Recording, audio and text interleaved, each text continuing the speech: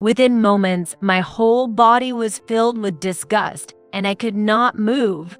Despite not wanting to hear it, the distinctive sound of a woman's voice during a couple's intimate act keeps piercing my ears rhythmically. There's no mistake.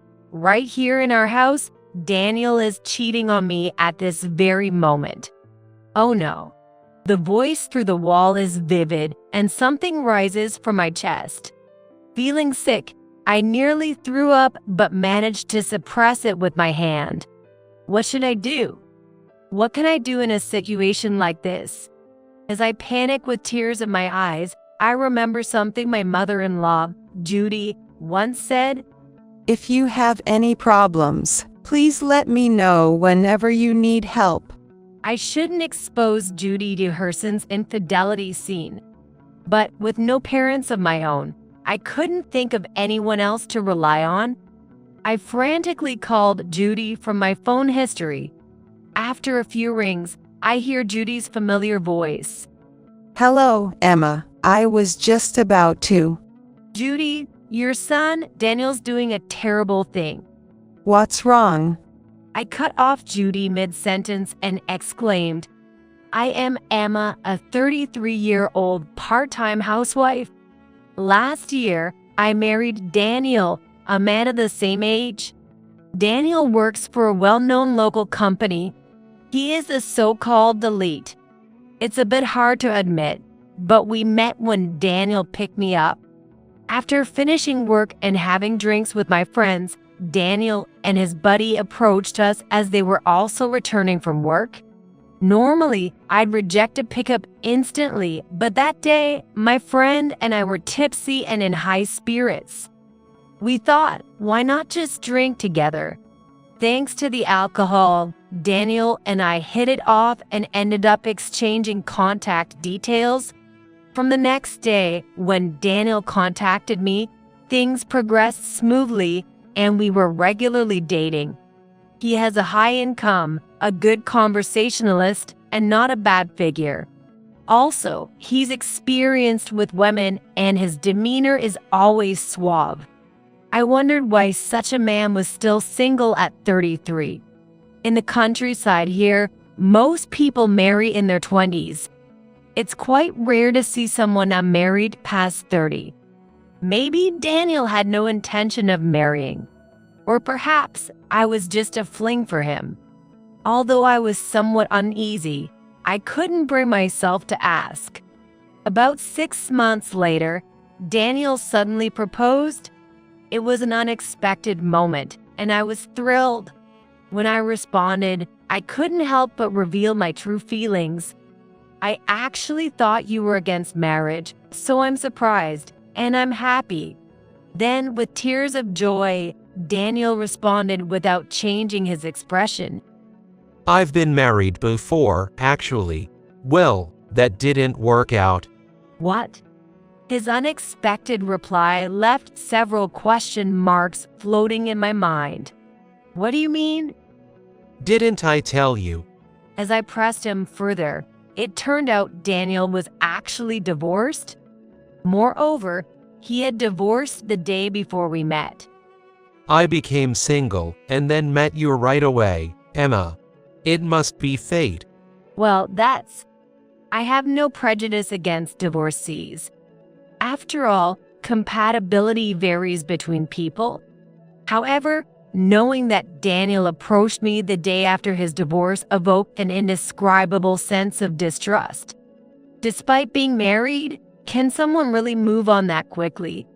More importantly, until now, I had no idea that Daniel was divorced.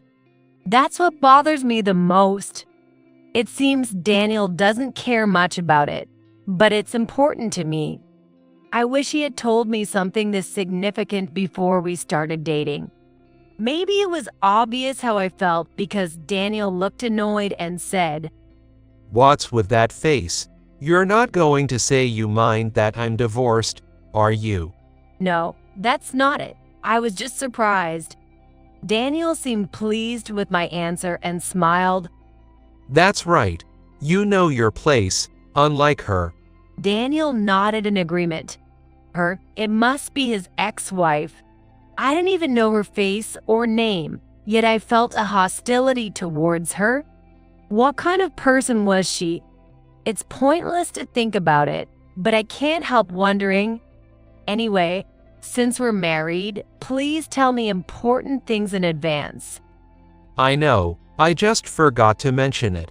Okay, still harboring some uncertainties, we got married. But less than a month into our marriage, I would regret this decision. Wait, caregiving? Yay! My mom, Judy, is still sharp, but she's getting old, and now she's having trouble walking. Looks like she'll need caregiving soon. When I found out he was divorced, I told him to let me know what was important. I had heard that his dad, Tom, was working away from home, so his mom, Judy, was living alone. But I never knew until now that Judy was lame and needed care. Since meeting Daniel, it's been one surprise after another. I should have at least met his family before getting married. I want to meet and greet before the wedding. My hometown is in the next state, and I'm too busy. Daniel refused, and we settled it over the phone. My parents passed away early, and I accepted his excuse. Could it be that he insisted on a phone greeting because he wanted to keep this fact hidden and marry me? I even began to suspect this. Well, I have to work, and caregiving on weekdays will be tough. That's true.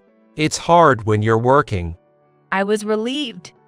He doesn't intend to make me take care of her. However, then Daniel naturally suggested, So, Emma, you could go part-time, right? What?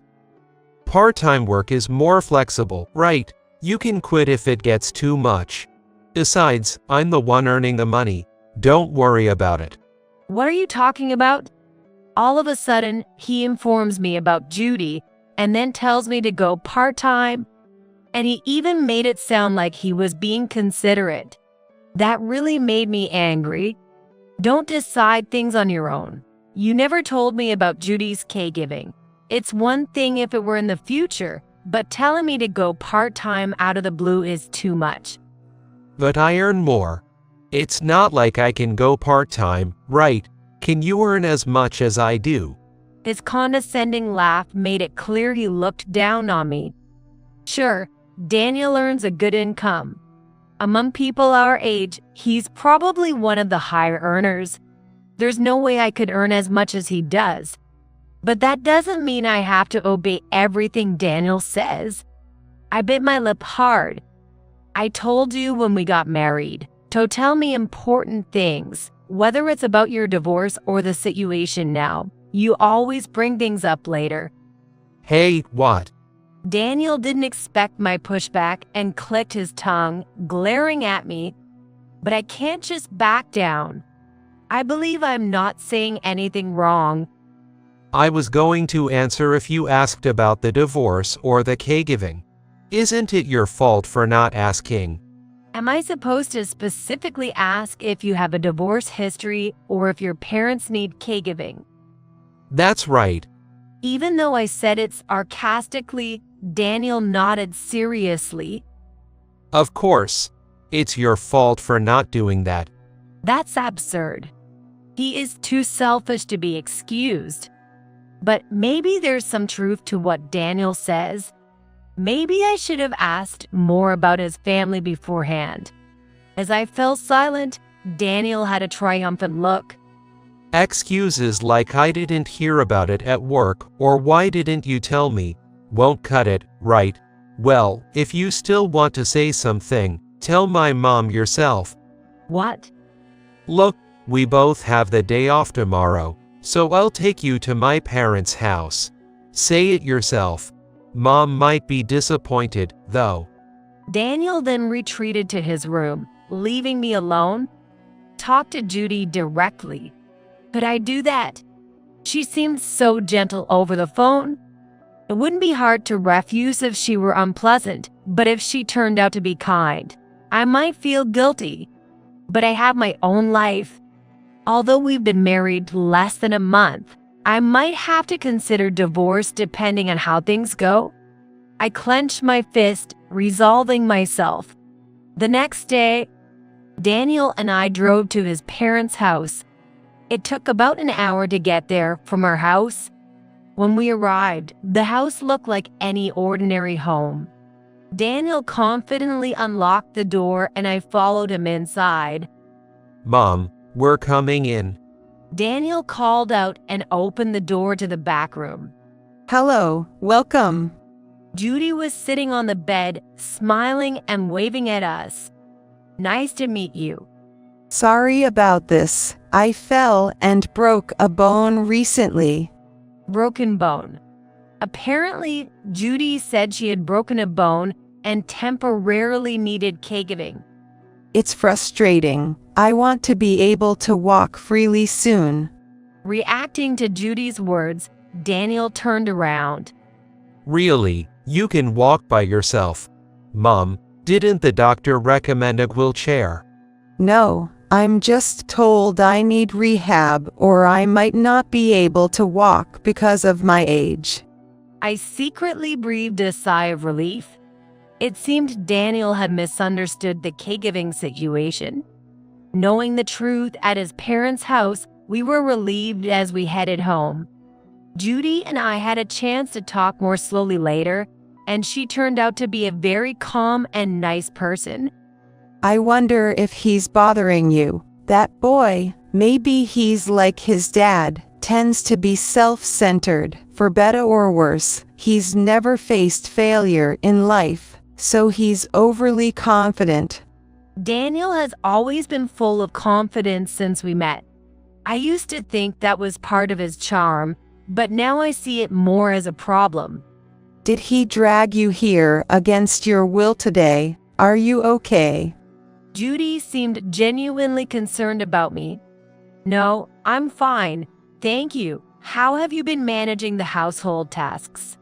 My sister's family lives nearby. They help out when it's absolutely necessary. It takes time, but I can manage to walk if I really try.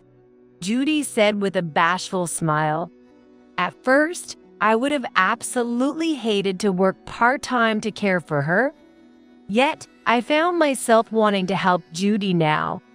I talked to my workplace and switched to part-time. I couldn't visit Judy's house every day, but I made it a point to go there at least once a week. Judy was very apologetic and kept saying I'm sorry to me, to which I only replied, it was my decision. Perhaps having lost my parents early, I saw in Judy something of my own parents. At first, Daniel thanked me, saying, I appreciate you. A few months later, Judy had recovered from her fracture, but then started needing regular physical therapy. Emma, it must be hard coming all this way, right? I'm okay now. My legs are better. Judy tried to show restraint, but she was still unstable on her feet.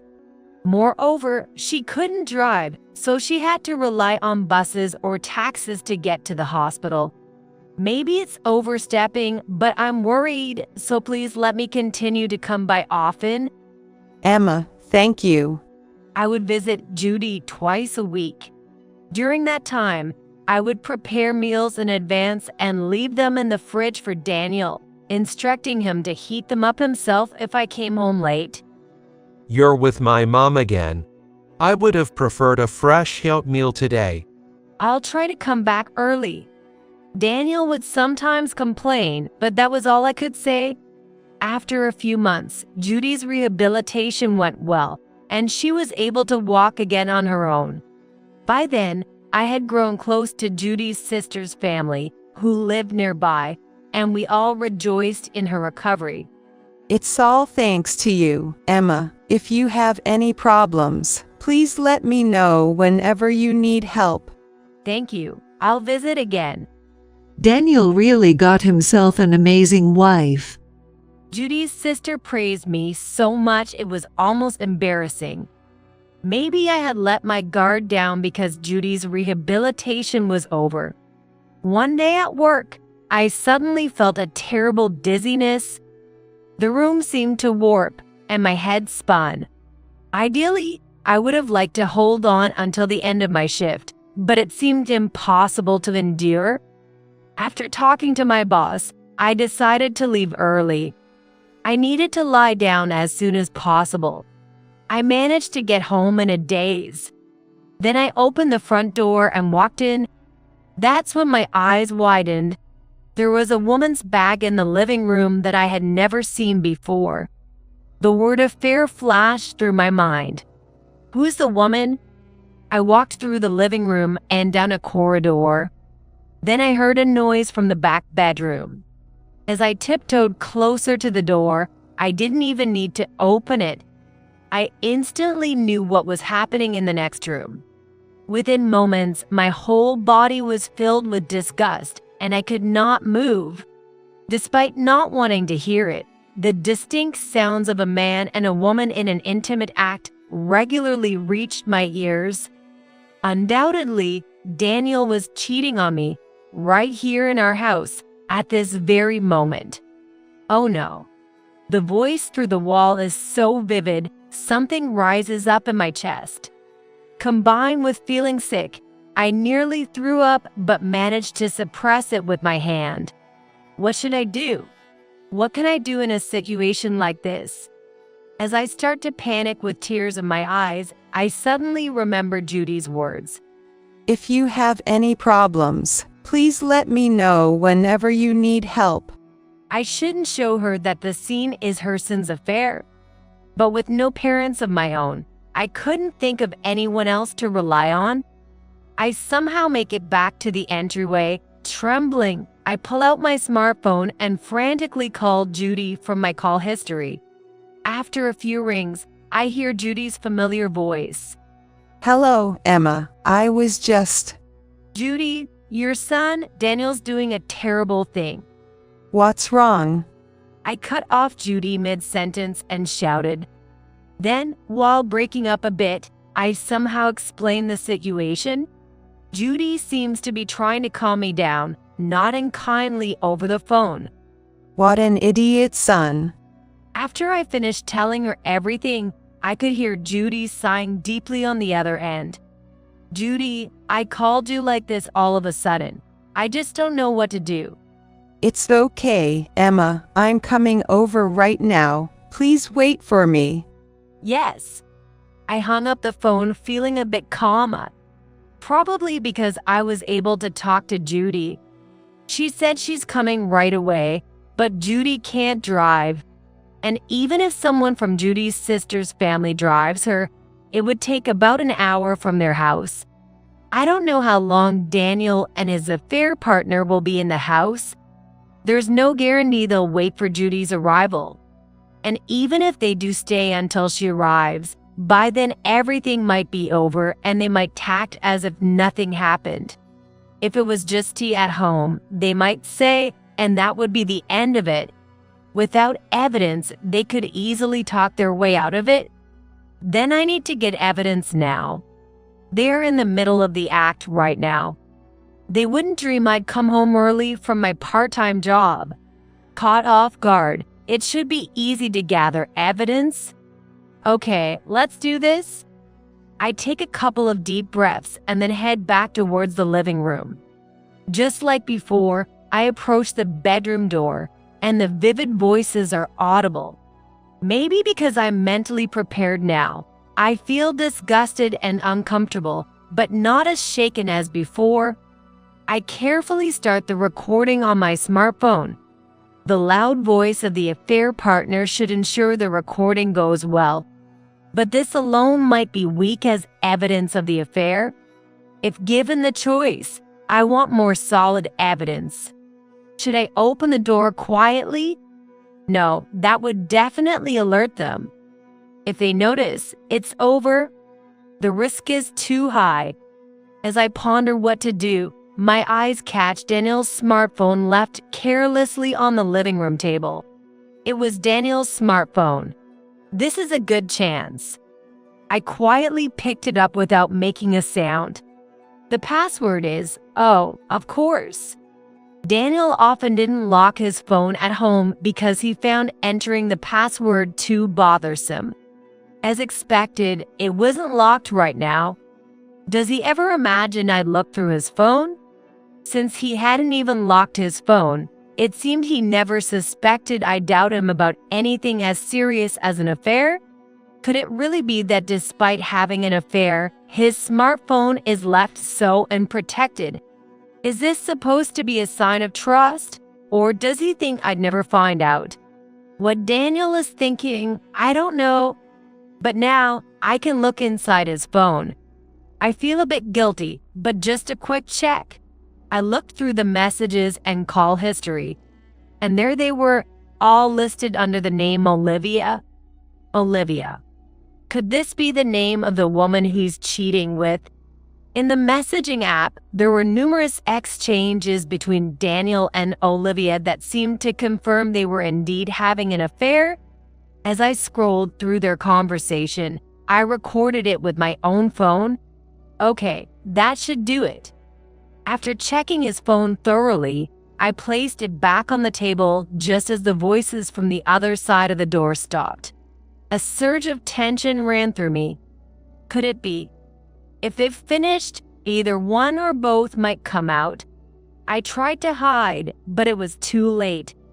Oh, my gosh, Emma. Why are you here? Daniel, caught completely off guard and naked, saw me. His mouth twitched nervously.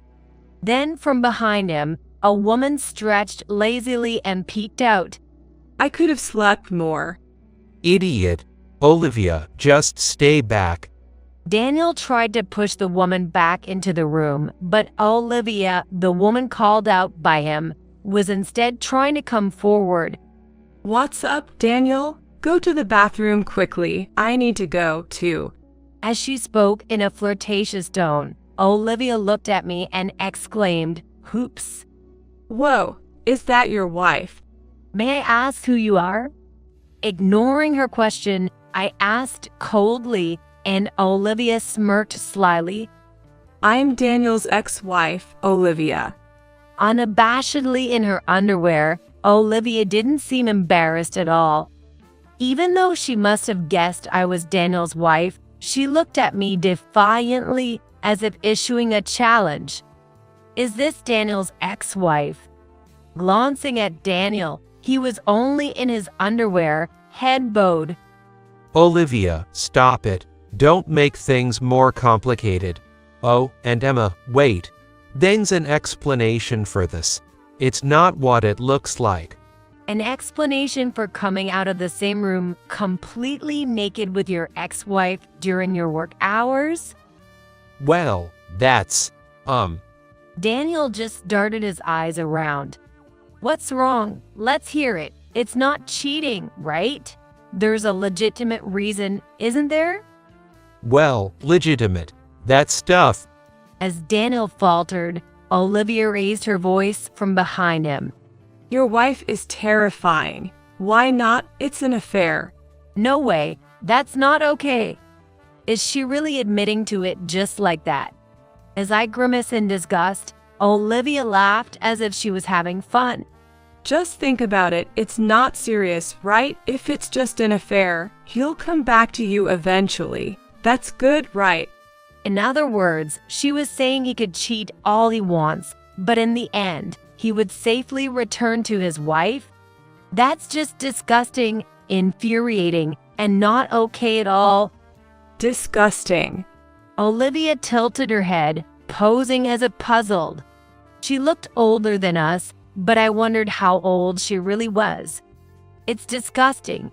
Even now, hearing your voices made me feel like vomiting.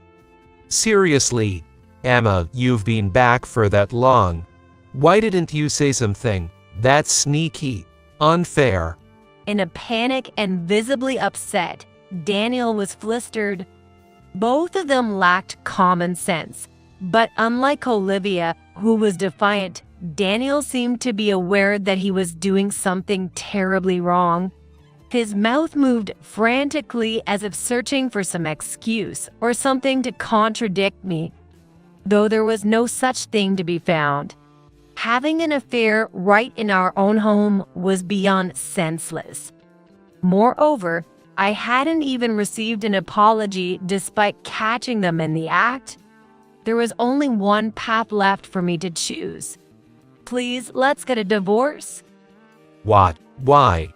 Why do you think we shouldn't get a divorce? I can't take this anymore. Please spare me.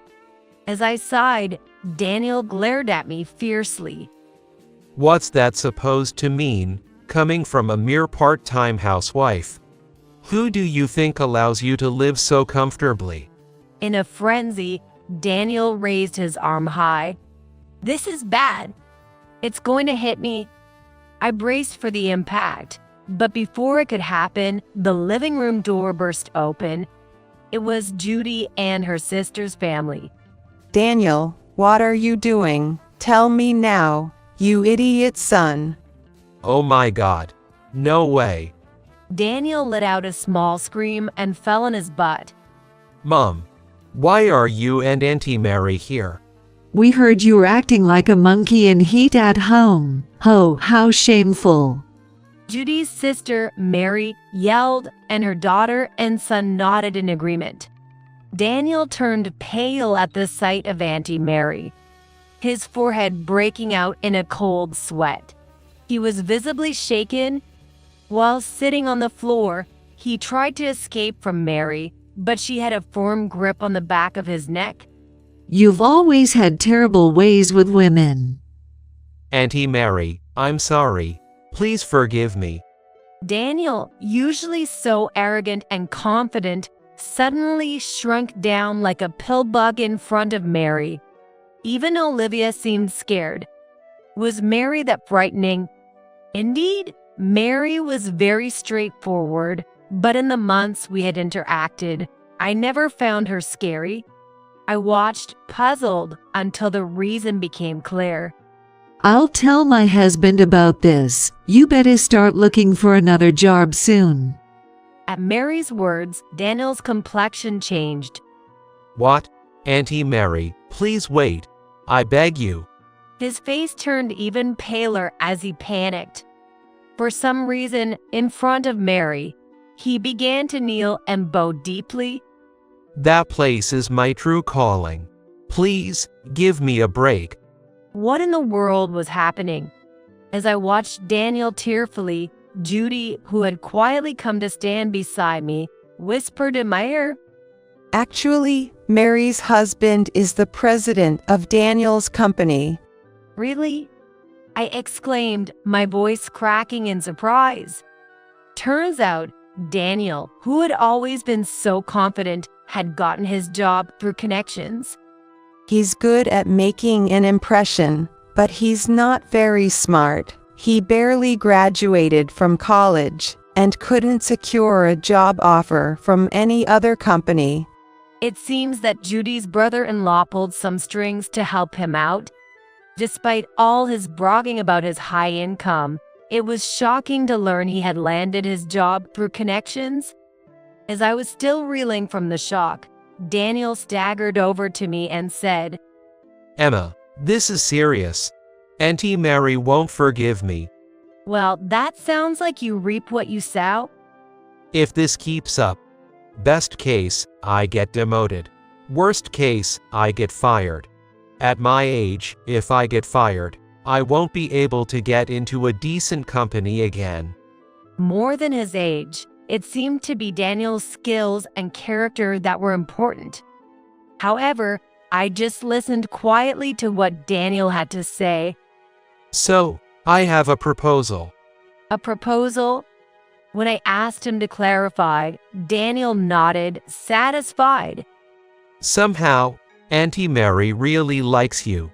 I mean, you could just ask her to let me keep my job. Daniel declared this as if it was a brilliant idea, which only confused me more. Why should I? Couples are supposed to support each other, right? Don't worry, I'll look for other jobs too. I'll find something soon. No, that's not the point. That's too beside the point. It was astonishing how self-centered he could be. Taking a deep breath, I firmly said to Daniel, "Daniel and I are getting divorced. We will soon be strangers. As you said, couples should support each other, but I have no intention of spending any more of my life with you." No, look, you loved me, right? That's why you even took care of my mom, isn't it? What a poor loser. Grinning sycophantically, he was practically clinging to me. I just wanted to help Judy. Maybe I saw my own parents in her. Emma, I wanted to be there for Judy. I wanted to give back in a way I never could for my own parents. Judy, even if I divorce Daniel, I hope we can still have tea together. of course, dear. Judy smiled warmly. Meanwhile, Daniel was looking around nervously.